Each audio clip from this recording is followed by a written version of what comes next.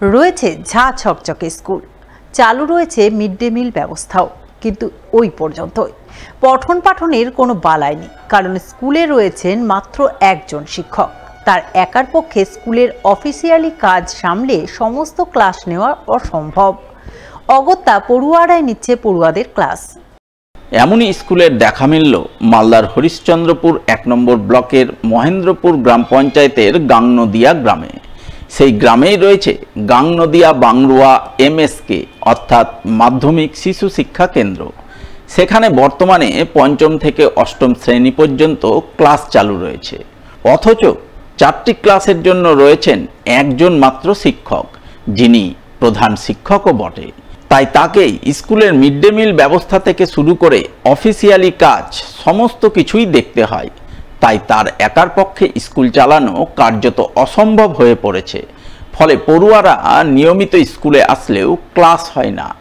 হলেও প্রধান শিক্ষকের একার পক্ষে 4টি শ্রেণীর সমস্ত ক্লাস নেওয়া অসম্ভব।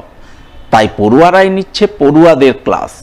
শুনতে অবাক লাগলেও বাস্তবে এমনটাই ঘটে চলেছে গাংনদিয়া বাংরুয়া মাধ্যমিক শিশু শিক্ষা কেন্দ্রে।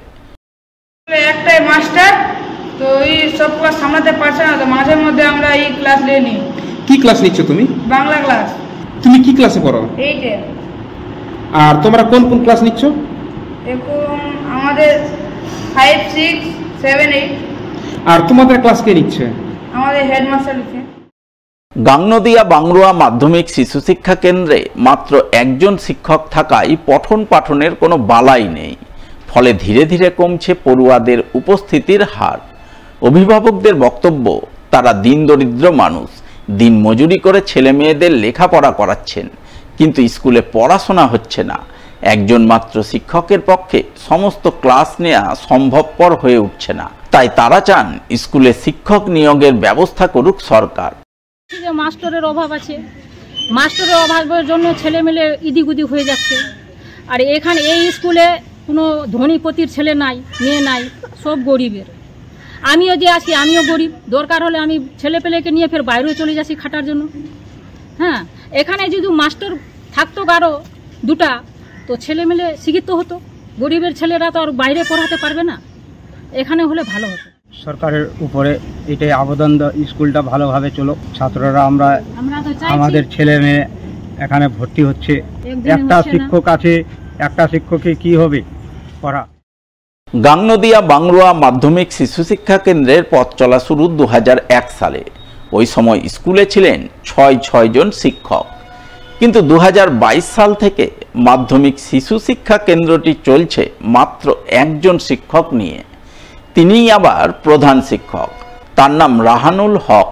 তিনি কোনো রাগঢাক না করে স্কুলের বর্তমান দুরবস্থার কথা তুলে ধরলেন সংবাদ মাধ্যমের সামনে। স্পষ্ট জানালেন বর্তমানে স্কুলে পঠন পাঠন হয় না, কারণ তার একার পক্ষে সমস্ত ক্লাস নেওয়া অসম্ভব। তাই যেটুকু হয় তা পড়ুয়ারাই নেয়। এই সমস্যার কথা তিনি ব্লক প্রশাসন থেকে শুরু করে জেলা প্রশাসন, জেলা শিক্ষা দপ্তর থেকে শুরু করে রাজ্য শিক্ষা দপ্তরে জানিয়েছেন, কিন্তু এখনো পর্যন্ত কোনো সদুত্তর মেলেনি। ভর্তির সময় যখন আসে, ভর্তির সময় মানে ডিসেম্বর জানুয়ারি থেকে, তখন একা মানুষ ডোর টু ডোর গিয়ে ছাত্র কালেকশন করি। আর কোনো ছাত্রের গার্জেনরা ভর্তি করতে চায়, কোনো ছাত্ররা ভর্তি করতে চায় না, যেহেতু একটাই টিচার। তবুও চেষ্টা করে ছাত্রগুলো ভর্তি করি। বর্তমানে আমার স্কুলে 81 জন ছাত্র এনরোলমেন্ট আছে। মোটামুটি 35-30 জন করে রেগুলার আসে। কিন্তু আসলে কী হবে, ছাত্র তো ক্লাস হয় না। আমাকে ব্লকে, SI অফিসে, মিড ডে মিলের বিভিন্ন হিসাবপত্র এগুলো করতেই তো সময়টা চলে যায়। তবুও ছাত্রদের উপর ভার দিয়ে যা টুকটাক পড়াশোনা হয় ওটাই। রাজ্য জুড়ে যখন উন্নয়নের জোয়ার বইছে, ঠিক তখনই বিদ্যুৎহীন গ্রামের দেখা মিলল মালদায়। তাও আবার মালদা শহর থেকে মাত্র কয়েক কিলোমিটার দূরের এক গ্রামে, যেখানে 19টি পরিবার গত 10 বছর ধরে দিন গুজরান করছেন অন্ধকারের মধ্যে। বিদ্যুৎহীন সেই গ্রামের নাম কাজলদিঘি বাগানপাড়া, যা ইংরেজবাজার ব্লকের কোতোয়ালি গ্রাম পঞ্চায়েতের অধীনস্থ। জানা গেছে কাজলদিঘি বাগানপাড়ায় গত 10 বছর ধরে 19টি পরিবার বিদ্যুৎহীন অবস্থায় রয়েছে। গ্রামে বিদ্যুতের পোল পড়লেও এখনো পর্যন্ত সেই পোলের তার পড়েনি। ফলে এখনো বিদ্যুৎহীন অবস্থায় রয়েছে গোটা গ্রাম, যার দরুন রাত নামলেই ঘুটঘুটে অন্ধকার নেমে আসে গোটা গ্রামে।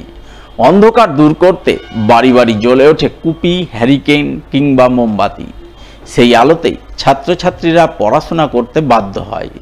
ফলে গ্রামবাসীদের সমস্যার শেষ নেই। বিশেষ করে প্রচণ্ড গরমের মধ্যে তাদের ভোগান্তি ওঠে চরমে। আমাদের গ্রামের নাম হচ্ছে কাজলদিঘি বাগানপাড়া। আমরা 10 বছর থেকে এখানে বসবাস করছি। এখানে কোনো লাইন নাই, অন্ধকারে বাচ্চারা পড়াশোনা করে, আর কোনো লাইনের কোনো ব্যবস্থাই হচ্ছে না। লাইনের জন্য টাকাও জমা দিয়েছি, অনেকবার গেছি লাইনের অফিসে, তবুও কোনো হচ্ছে না, কাজ হচ্ছে না। কিন্তু এখন অবধি লাইন আসেনি। আমরা খুব কষ্টে অন্ধকারে থাকছি। কুপির আলো জ্বলিয়ে বাচ্চাদেরকে পড়াশোনা করাই, চোখেও ঠিকমতো দেখতে পাই না, পড়াশোনা ঠিকমতো হয় না। আমাদের লাইনটা হতে গেলে খুব ভালো হতো, খুব কষ্ট হচ্ছে। ভোটের সময় আসছে, লাইন দিব, রাস্তা দিব বলছে, কিছুই দেয় না। গরমে এত কষ্ট হচ্ছে, বাচ্চাগুলা, বাচ্চাদের ঘুমাওয়া খুব কষ্ট হচ্ছে, থাকতে পারছে না, গরমে ছটফট করছে। হ্যাঁ, খুব কষ্ট হচ্ছে। আমাদের যদি মুখ্যমন্ত্রী যদি একটু সাহায্য করতো লাইনের জন্যে তো খুব ভালো হতো। আমাদের লাইনের খুব দরকার। এই বিষয়ে স্থানীয় গ্রাম পঞ্চায়েত সদস্য অসীম বারুইকে ধরা হলে তিনি বলেন, বর্তমান আধুনিক যুগেও বিদ্যুৎহীন গ্রামের পরিচয় বহন করে চলেছে কাজলদিঘি বাগানপাড়া। গ্রামে বিদ্যুতের পোল পড়লেও তার পড়েনি, চালু হয়নি বিদ্যুৎ সংযোগ। সমস্যার কথা বহুবার বিদ্যুৎ দপ্তরে জানানো হয়েছে, কিন্তু মেলেনি কোনো প্রতিকার। এই অবস্থা চলতে থাকলে আগামী দিনে আন্দোলনে নামতে বাধ্য হবেন গ্রামবাসীরা। সমস্যাটা হচ্ছে, দেখুন, আমাদের এই যে দৌলতপুর মৌজার কাজলদিঘি গ্রামটা রয়েছে, এই গ্রামে বাগানপাড়া নামে যে গ্রামের, এখানে মোটামুটি গত 10 বছর থেকে ওরা বিদ্যুৎ থেকে বিচ্ছিন্ন রয়েছে। এইখানে 19টা পরিবার রয়েছে। এই পরিবারের প্রত্যেকে আমি গ্রাম পঞ্চায়েত মেম্বার হিসাবে এবছর প্রথম নিযুক্ত হয়েছি। নিযুক্ত হওয়ার পর তারা আমার কাছে এসে তাদের সমস্যাগুলো তুলে ধরেছিল। আমি সেই সমস্যাগুলো নিয়ে আমাদের যে বিদ্যুৎ দপ্তর রয়েছে, আমাদের যে গ্রাম পঞ্চায়েত দপ্তর রয়েছে, আরও এর সঙ্গে জড়িত যে সমস্ত দপ্তরগুলো রয়েছে তাদেরকে সঙ্গে নিয়ে আমরা সেই সমস্ত জায়গায় যোগাযোগ করেছি। এবং ওখানে ধরুন পোল পড়ে গেছে, কিন্তু আমরা যখনই বিদ্যুৎ দপ্তরে গিয়ে যোগাযোগ করছি, তারা বলছে জায়গার মালিকের সঙ্গে তাদের কোনো রকম তারা সহযোগিতা করছে না। আমাদের মাননীয় বলেছেন যে আমাদের রাজ্যের কোথাও অন্ধকার নেই, তো রাজ্যের আমাদের মাননীয় হোক, আরও যারা কার্যকর্তা আছে তারা এসে দেখে যাক যে অন্ধকার আছে কি নেই। কিন্তু এই বাগানপাড়াটা গত 10 বছর থেকে অন্ধকারের মধ্যে এরা ভুগছে। আমরা আগামী দিনে বিদ্যুৎ দপ্তরের সঙ্গে কথা বলে দেখব, যদি তারা না আসে তো আমরা এলাকার লোককে নিয়ে আমরা অবশ্যই আমরা বিক্ষোভ মিছিল করব, অবশ্যই আমরা বিদ্যুৎ দপ্তর ঘেরাও করব। এই বিষয়ে বিদ্যুৎ দপ্তরের মালদা ডিভিশনাল ম্যানেজারকে ধরা হলে তিনি বলেন, কাজলদিঘি বাগানপাড়ায় বিদ্যুৎ পৌঁছে দিতে তারা সব ধরনের প্রস্তুতি নিয়ে ফেলেছেন, কিন্তু জমি মালিকের বাধায় গ্রামে এখনো বিদ্যুৎ সংযোগ দিতে পারেননি। সমস্যা মিটে গেলেই বিদ্যুৎ সংযোগ চালু করা হবে। ওইখানে যারা টাকা দিয়েছে তাদের অ্যাপ্লিকেশনগুলো আমরা এন্টারটেন করেছি এবং তার জন্য একটা নতুন স্কিম করা হয়েছে। সেখানে পুরো একটা এইচটি লাইন দিয়ে ট্রান্সফরমার বসিয়ে তারপরে এলডি লাইন দিয়ে সবাইকে কানেকশান দেওয়া হবে। কারণ ওই এলাকায় কোনো কানেকশান আমাদের ছিল না, যে কারণে কোনো লাইনও ছিল না। এবার এই কানেকশানটা দেওয়ার জন্য আমাদের যে এইচটি লাইনটা যাবে, সেই লাইনটা যে জায়গা দিয়ে যাবে সেই জায়গার দুটো মালিক সেই জায়গাটা অবজেকশন দিয়েছে। আমরা এইটা নিয়ে পঞ্চায়েত লেভেলে, জেলা পরিষদ লেভেলে মিটিং করেছি, বাট সেই মিটিংয়ের ফ্রুটফুল রেজাল্ট হয়নি, তারা রাজি হয়নি। এই লাস্ট অফ অল আমরা এই ব্যাপারটা হায়ার অথরিটি আমাদের এবং ডিস্ট্রিক্ট অ্যাডমিনিস্ট্রেশনকে পুরোটাই জানানো আছে। প্রবলেমটা হয়তো খুব তাড়াতাড়ি মিটে যাবে। প্রবলেমটা মিটে গেলে আমরা যে লাইনটা টানতে পারি, তাহলে যে কোনো সময় আমরা কানেকশানটা দিয়ে দিতে পারবো। আমরা কানেকশান দেওয়ার জন্য একদম রেডি আছি, বাট ওই প্রবলেমটাকে মেটাতে হবে। যদি এটা গ্রামের লোকজন বা যারা অ্যাপ্লিকেশন করেছে তারাও যদি নিজেরা মিটিয়ে দিতে পারে, তাহলেও আমরা কিন্তু কানেকশানটা খুব তাড়াতাড়ি পেয়ে যাবো।